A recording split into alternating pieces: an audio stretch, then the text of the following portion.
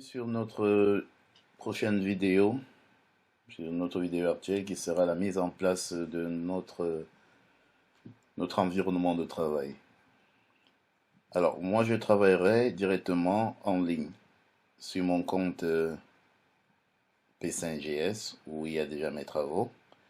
Mais, comme je l'ai dit, pour ceux qui n'ont pas de connexion Internet et pour travailler constamment dessus, vous pouvez travailler offline. Et on va voir comment mettre en place un environnement offline sur lequel vous pourrez travailler. Alors, l'éditeur de code, pardon, que je pourrais vous conseiller, c'est Sublime Text. Il est plus facile. Sublime Text. On va d'abord créer un dossier sur son bureau, ou bien, peu importe, mais que ce soit accessible. Je vais l'appeler Java.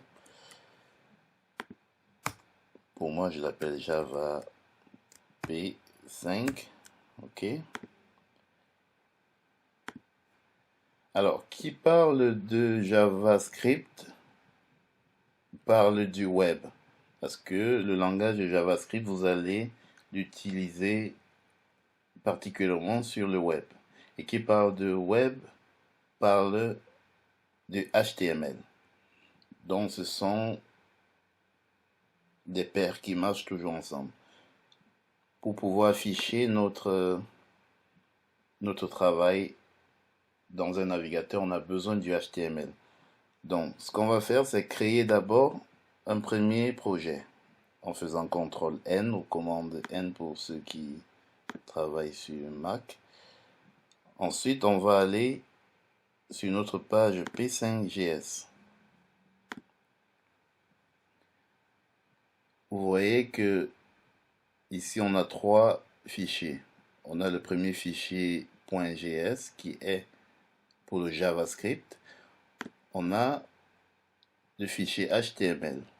Alors, ce qu'on va faire, c'est copier tout ce qu'il y a dans ce squelette HTML, tout simplement parce que ici, vous avez toutes les librairies. Vous voyez, on a toutes les librairies chargées qui permettent d'avoir les fonctionnalités de P5GS. Donc, on va copier tout ça et aller coller dans notre projet. Ensuite, on va le sauvegarder dans le dossier qu'on a créé tout à l'heure. Donc, il s'appelle Java P5 et le nom de notre fichier, vous pouvez l'appeler comme vous voulez, mais généralement, la première page d'un fichier, d'un projet HTML, on l'appelle toujours l'index, index.html, qui sera la page d'accueil ou bien la page qui va généraliser tout le contenu. Donc, on a index.html qui est contenu juste là. OK. Ensuite, on va créer un autre projet. CTRL N. Cette fois-ci, on va plutôt aller dans le fichier sketch.js. On va copier ceci.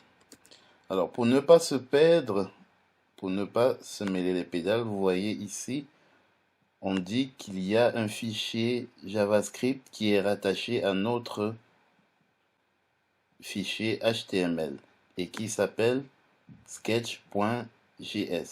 Ça veut dire qu'on va coller notre contenu ici et le sauvegarder. On va l'appeler sketch.js. Comme ça, vous voyez directement les couleurs changent. Ça veut dire qu'il reconnaît qu'on est en JavaScript. C'est écrit ici en bas. Du coup, il est raccord avec notre fichier. Ils sont synchronisés. Donc, tout ce qu'on va faire maintenant, c'est ouvrir les fichiers. Le fichier index, vous avez vu directement, ça a pris il a pris la forme d'un navigateur qui est Firefox et l'autre JavaScript. Donc, ce qu'on va faire, c'est double-cliquer ou ouvrir et bingo. Il nous dit que notre fichier est en local sur le bureau dans le dossier JavaScript. Il s'appelle index.html. Alors, on va le positionner côte à côte avec l'éditeur, comme on pourra travailler et visualiser directement. Donc voilà, je vais essayer de juste faire une petite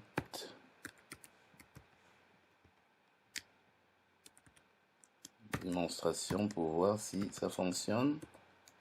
Ne cherchez pas encore à comprendre, on va y arriver. Et ça. Donc si je fais ça, donc à chaque fois que vous écrivez dans votre éditeur, et le réflexe du CTRL S, toujours pour sauvegarder et revenir ici, rafraîchir. Donc il vient de me dessiner ce que j'ai écrit comme bout de code juste ici. Si je veux changer par exemple le fond d'écran, le fond en noir, je sauvegarde et je rafraîchis. Donc, vous aurez compris le principe. J'écris, je sauvegarde, CTRL S et je rafraîchis. C'est tout simple. Donc, il sert à quoi? Comme vous pouvez voir ici, c'est notre fichier HTML. C'est ici. Quand on veut créer une page internet, c'est tout ceci. C'est sur toute cette partie blanche qu'on écrit. Par exemple, si je dois écrire un petit mot, je peux mélanger le HTML et le JavaScript en même temps. Si je viens ici, lui dire par exemple, écrire la balise, lui dire bonjour tout le monde. Je sauvegarde et je rafraîchis. On voit bien qu'on a ceci au début et je peux même lui mettre un titre. C'est la balise H1. Voilà. Et donc je vais lui dire ceci est le setup du projet. Et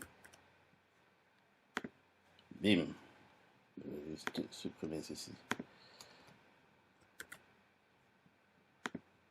Voilà, je viens ainsi de vous fournir votre outil de travail offline pour ceux qui vont travailler sans internet.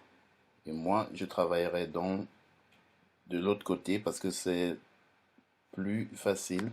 Ce sera plus facile pour moi de vous montrer directement et vous visualiser juste à côté. Donc ça, c'est l'équivalent de Sublime Text et votre navigateur à côté. Allez, on se voit tout à l'heure pour commencer.